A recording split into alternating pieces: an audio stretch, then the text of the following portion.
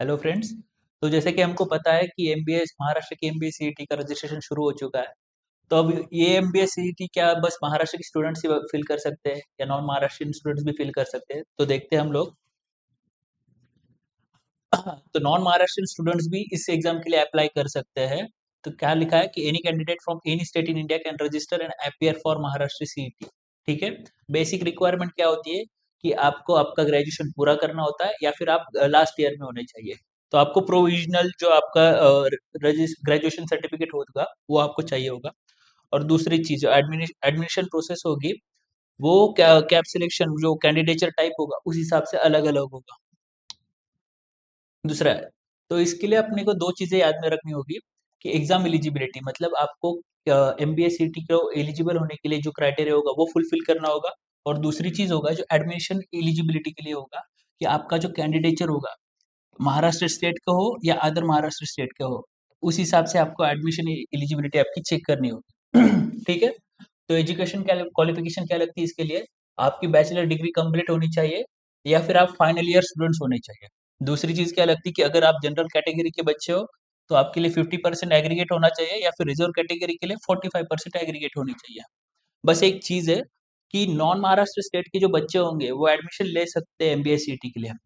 पर अगर आप किसी कैटेगरी में हो, ओबीसी में हो, एससी हो या एसटी में हो, पर अगर आप महाराष्ट्र में एडमिशन ले रहे हो तो आप मोस्टली और जनरली ओपन में एडमिशन ले सकते हो। आपको कैटेगरी का फायदा इस सीईटी के एडमिशन में नहीं हो सकता। तो जैसे कि हमने कहा था कि महाराष्ट्र स्टेट आपका कैंडिडेचर जो होगा वो महाराष्ट्र स्टेट का होगा या other Maharashtra outside Maharashtra state का होगा। इस हिसाब से आपका एडमिशन प्रोसेस देखा जाएगा। तो आपके लिए डॉक्यूमेंट्स कौन से लगेंगे? सीईटी एग्जाम रजिस्ट्रेशन के लिए लगेगा photo, signature, 12th marksheet, graduation marksheet. दूसरी चीज लगेगी ईमेल एड्रेस, मोबाइल नंबर। दूसरी चीज आधार आईडी, अपार आईडी वगैरह। दूसरी चीज कैप एडमिशन वेरिफिकेशन के लिए क्या चाहिए आपका?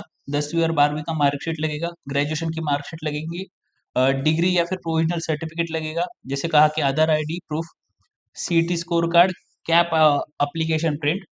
और दूसरी कैटेगरी क्लेम्स, अगर आपके पास कैटेगरी है कोई भी तो आप वो कैटेगरी सर्टिफिकेट अपने पास रखिए।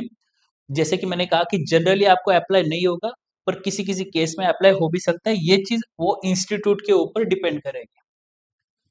तो क्या देखा हमने कि नॉन महाराष्ट्र कैंडिडेट्स एग्जाम दे सकते हैं, वो कैप में ज्वाइन भी कर सकते हैं एडमिशन। दूसरी चीज और पर बेनिफिट जो होंगे जैसे कि मैंने बोला कि आपको कैटेगरी के बेनिफिट नहीं मिलेंगे। तो कितने सीट रिजर्व होते हैं? तो आपको ओएमएस में या फिर ऑल इंडिया कोटा में 15% का जो कोटा होगा वो मोस्टली रिजर्व होगा आपके लिए। बाकी 85% जो होगा वो महाराष्ट्र के स्टूडेंट्स के लिए एप्लीकेबल होगा। ठीक है। कि जैसे मैंने कहा कि अगर आप बिहार के एससी कैटेगरी के बच्चे हो और आपको पुणे में एडमिशन लेना है तो आप एडमिशन ले सकते हो, अप्लाई कर सकते हो।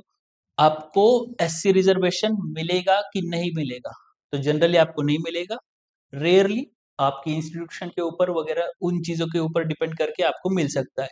तो आपको वो रखना है। ठीक है।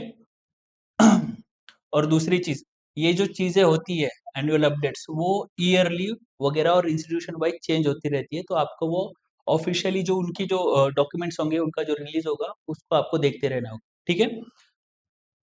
तो और इस बारे में आपको कोई भी चीज हो, कोई दिक्कत हो तो आप कमेंट बॉक्स में लिखे, हम आपको रिप्लाई करें। Thank you.